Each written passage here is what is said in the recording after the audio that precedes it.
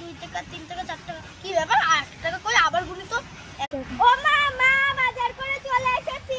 বাজার করে তো ভালো করে তো বৌমা, আমার হলো 5 টাকা 25 পয়সা ফেরত দাও। আর 5 টাকা 25 পয়সা দিয়ে আমি আইসক্রিম খেয়েছি। কি বলে হারামজাদি মেয়ে, মুখে না পা ভরে দেবো।